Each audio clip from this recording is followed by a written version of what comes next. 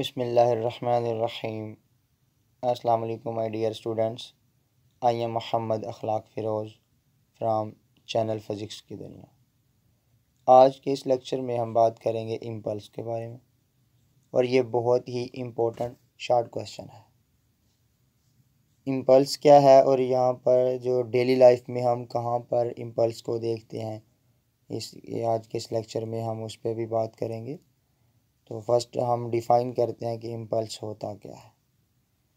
कहते हैं जब बहुत बड़ी फोर्स किसी बॉडी पर एक्ट कर रही होती है, जब बहुत ज़्यादा फोर्स किसी बॉडी पर लगती है थोड़े से समय के लिए, थोड़े से टाइम के लिए, तो तब जो फोर्स होगी, बहुत ज़्यादा फोर्स, उसका हम प्रोडक्ट ले लें थोड़े से टाइम के साथ जिस समय फोर्स लग रही है, देन जो एक क्वांटिटी आएगी आई, या फिर हम कंप्लीट इम्पल्स लिखेंगे, इसको हम बोलते हैं impulse. When a very large force acts on a body for a very short interval of time, या फिर स्मॉल इंटरवल ऑफ टाइम भी लिख सकते हैं, then the product of force and time interval is called impulse. जब बहुत बड़ी force किसी बॉडी पर लगती है बिल्कुल थोड़े से समय के लिए, थोड़े से टाइम के लिए, तो तब जो हम फोर्स और टाइम का प्रोडक्ट लेते हैं, तो देन जो क्वांटिटी आएगी उसको हम इम्पल्स कहेंगे। और याद रहे, इसको हम डिनोट करते हैं कैपिटल आई के साथ। कैपिटल आई के साथ हम इसको डिनोट करते हैं। फॉर एग्जाम्पल हम बाद में डिस्कस करते हैं, पहले हम उसकी मैथमेटिकली फॉर्म देख लें। फर्ज कर लें फोर्स है वो इम्पल्सिव फोर्स है। इम्पल्सिव फोर्स मतलब बहुत ज़्यादा फोर्स, एंड डेल्टा टी जो है वो स्मॉल या फिर शॉर्ट इंटरवल ऑफ टाइम है। देन इम्पल्स हम लिखेंगे impulse is equal to F cross delta T. यहाँ पर ये क्रॉस प्रोडक्ट नहीं है, ये याद रखिएगा, ये सिर्फ जो ज़रब का निशान हम इस्तेमाल कर रहे हैं, जो ज़रब का सिंबल है वो इस्तेमाल कर रहे हैं। तो impulse is equal to F cross delta T आ जाएगा। तो ये मैथमेटिकली फॉर्म हो जाएगी इम्पल्स की। तो यहाँ पर अगर आप एक चीज़ गौर करें, तो अभी हमने Newton second law of motion पढ़ा था पिछले लेक्चर में, तो वो आया था F is equal to delta P divided by delta T. तो अगर हम देखें तो डेल्टा टी इधर डिवाइड हो रहा है, इधर जाके मल्टीप्लाई होगा, is equal to delta P. तो इसका मतलब है कि F cross delta T, F ज़रब डेल्टा टी की जगह हम डेल्टा पी भी लिख सकते हैं, क्योंकि ये दोनों बराबर हैं।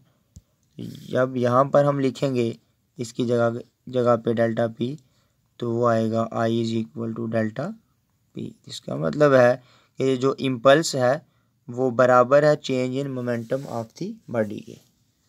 यहाँ फिर हम इम्पल्स को कुछ इस तरह से भी लिख सकते हैं, ये जो मोमेंटम है वो final momentum minus initial momentum है। तो ये चीज़ भी आपने याद रखनी है कि ये जो इम्पल्स है वो बराबर होती है change in momentum of the body के मोमेंटम की तब्दीली के बराबर है। किस तरह से बराबर है वो अभी हमने बात कर ली है। इसके बाद एग्जाम्पल बहुत इजी है और आप डेली लाइफ में इस्तेमाल भी करते हैं। जब एक क्रिकेटर जो है, जब एक बैट्समैन एक बॉल को हिट करता है बैट के साथ, तो अगर आप गौर करें, बॉल बहुत थोड़े समय के लिए, थोड़े से टाइम के लिए बैट के साथ टच हो रही है, ठीक है, वहाँ पर टाइम बहुत थोड़ा है, लेकिन बैट जो है वो बहुत बड़ी फोर्स लगाता है बॉल पर, ठीक है, तो वो हमारे पास जो है वो इम्पल्स होगा। When a bat hits a cricket ball. दूसरी एग्जांपल अगर आप करना चाहें, तो एक फुटबॉल प्लेयर है, जब वो फुटबॉल को किक करता है तो थोड़े से टाइम के लिए जो बॉल है उसके पाँव के साथ टच हो रहा है, और वो बहुत बड़ी किक जो है वो फुटबॉल लगाता है। इसका मतलब वो बहुत ज़्यादा फोर्स लगा रहा है, लेकिन थोड़े से टाइम के लिए। तो वो जब हम थोड़े से टाइम और लगने वाली जो बहुत ज़्यादा फोर्स है उन दोनों का प्रोडक्ट ले लेंगे, उन दोनों को ज़रब कर देंगे, देन इम्पल्स आ जाएगा। इम्पल्स जो है वो एक वेक्टर क्वांटिटी है, इम्पल्स एक वेक्टर मकदार है, और इसका जो यूनिट है वो वही होगा जो लीनियर मोमेंटम का है। क्यों, कैसे वही होगा? तो अगर आपको याद हो अभी हमने ये चीज़ साबित की है कि I is equal to delta P. तो डेल्टा पी जस्ट तब्दीली को शो कर रहा है, ये डेल्टा कम हो या ज़्यादा हो यूनिट इसका सेम ही रहेगा, मोमेंटम का यूनिट वही रहेगा। तो इसका मतलब है अगर मोमेंटम का यूनिट वही रहेगा तो ये चेंज इन मोमेंटम बराबर है इम्पल्स के, तो इम्पल्स का यूनिट भी वही होगा। तो हम इधर से बना भी सकते हैं, यहाँ से एफ आई जो है वो बराबर होता है एफ क्रॉस डेल्टा टी के। फोर्स का यूनिट होता है किलोग्राम मीटर पर सेकंड। कहाँ से आया? यहाँ से F is equal to M A, force का यूनिट किलोग्राम, एक्सेलेरेशन का यूनिट मीटर पर सेकंड, और डेल्टा टी टाइम है उसकी जगह पे सेकंड आ जाएगा। तो ये एस की पावर -2 है, सेकंड -2 में है और ये +1 में है, प्लस माइनस करेंगे तो -1 बच जाएगा। अगर आप गौर करें इम्पल्स का यूनिट आ गया किलोग्राम मीटर पर सेकंड, तो जो मोमेंटम का यूनिट था वही इम्पल्स का यूनिट आ गया। अब जब इसका यूनिट बराबर है तो डिमेंशन भी सेम होंगी।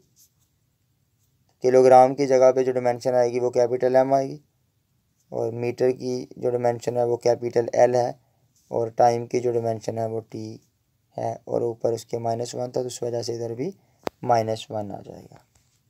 उम्मीद करता हूँ कि आप लोगों को लेक्चर की समझ आई होगी। मिलते हैं नेक्स्ट लेक्चर में, तब तक के लिए अपना ख्याल रखिएगा। अल्लाह हाफिज़।